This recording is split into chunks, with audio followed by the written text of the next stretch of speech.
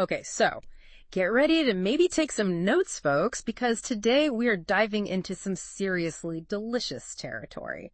Healthy foods that people actually crave. You wanted to know what deliciousness fits into a healthy lifestyle, and we dove deep into a Reddit thread that was just bursting with ideas. Oh, it was a gold mine.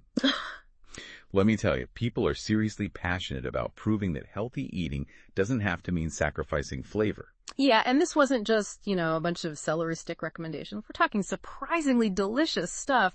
And one of the first things I noticed was this overwhelming love for spice. Which, I get it, but who knew something so small could pack such a flavor punch? And calorie-free. Right. But what's fascinating is that our attraction to spice, it goes way beyond just taste. Like, there are actually evolutionary reasons behind it. Oh, really? Like what? Well, think about it. Before refrigeration, right? Food preservation, that was a major concern. Oh, absolutely. And it turns out that a lot of these herbs and spices, they have natural antimicrobial properties.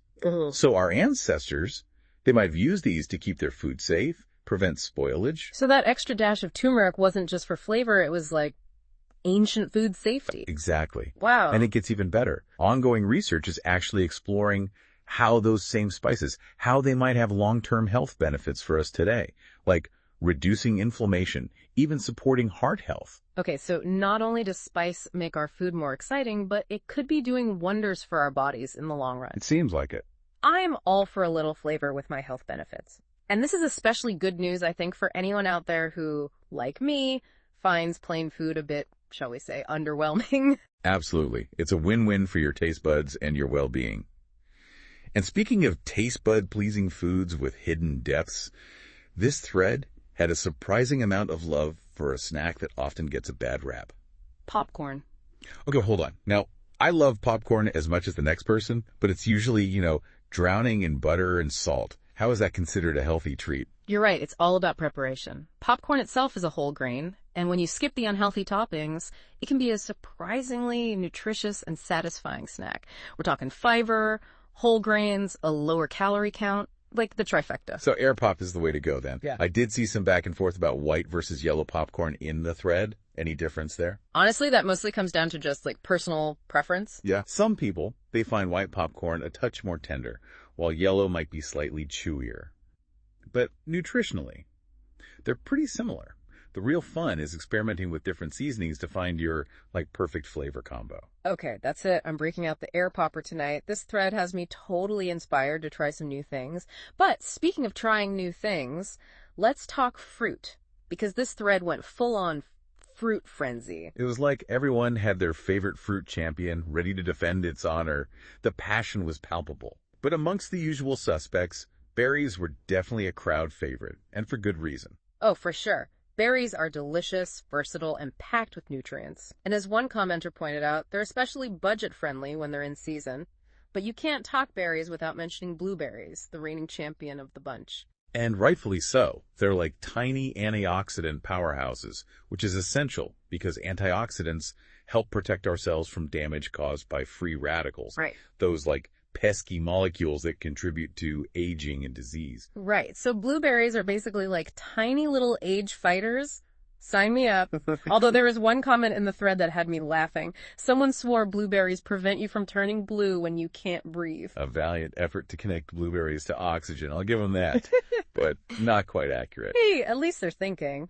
But speaking of memorable moments, there was this whole saga about cherries that had me in stitches. One commenter was raving about how amazing fresh cherries are and how they had a friend who was totally skeptical, had never tried a real one. Oh no, this is the one where they ate way too many and couldn't make it. To the bathroom. Yep, a cautionary tale about the power of the cherry. Well, maybe not a cautionary tale. But it does highlight how incredibly nutrient-packed cherries are. They're full of fiber, which, as we all know, is essential for, keeping things moving, shall we say. Okay, point taken. Maybe pace yourself with the cherries, folks. But, while fruit is a classic healthy choice, the Reddit thread also highlighted some surprisingly satisfying savory snacks.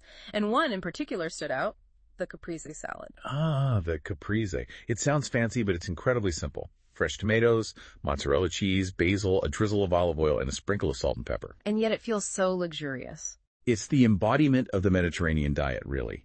Fresh, vibrant flavors, and incredibly good for you. That style of eating, with its emphasis on produce, whole grains, healthy fats, and lean protein, it's been linked to a lower risk of heart disease and, like, other chronic conditions. So basically, a caprese salad is like a mini vacation for your taste buds and your heart. Speaking of which, there was this hilarious debate in the thread about garlic that I have to share. Oh, I think I remember this one. Was it the you can never have too much garlic debate? Exactly. Someone was passionately defending the generous use of garlic in a caprese salad, and then another person chimed in with, "My partner is Korean and I'm Italian. No bulb of garlic is safe in this house." It's a universal truth. Garlic has a way of bringing people together, especially in the kitchen. But on a serious note, garlic has been linked to various health benefits, and its flavor just adds so much depth to dishes. It really does take things to the next level. And speaking of flavor powerhouses, this thread had a surprising amount of love for chickpeas. Rightfully so. They're incredibly versatile, packed with protein and fiber to keep you feeling full, and they're like a blank canvas for flavor. You can toss them in salads, roast them for a crispy snack, even air fry them. The possibilities are endless. They're like the chameleons of the legume world. Adaptable and delicious. Okay, so we've covered some classic healthy favorites, but this thread also had some more unique suggestions. Lychees and mangoes, for example, seem to have a cult following. Oh, they're fantastic. Tropical fruits, they often get overlooked, but they're bursting with flavor, vitamins, and antioxidants. Plus, their vibrant colors just scream summer. They do. And speaking of summer, there was this one comment about pears that really piqued my interest. Someone said, a perfectly ripe pear only lasts for 10 minutes. That there's this tiny window of absolute perfection. Oh, absolutely. It's like catching lightning in a bottle. Yeah. But it speaks to how much personal preference plays a role in our experience of food. What one person considers perfectly ripe, another might find too firm or too mushy. So true. It's all about finding what speaks to your unique palate. Which brings me to a surprisingly heated debate in the thread.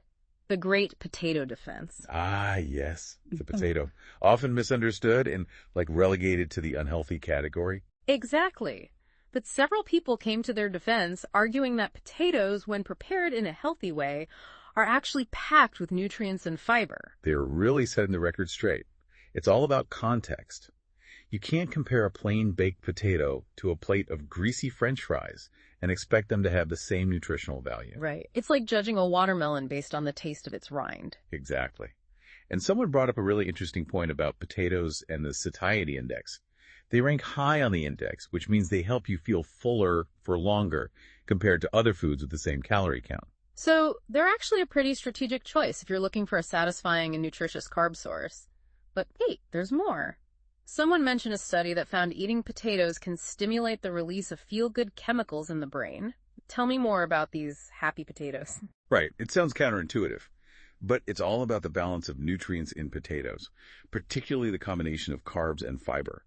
When we consume this combination, it leads to a slower and more sustained release of glucose into the bloodstream, which can have a positive impact on our mood.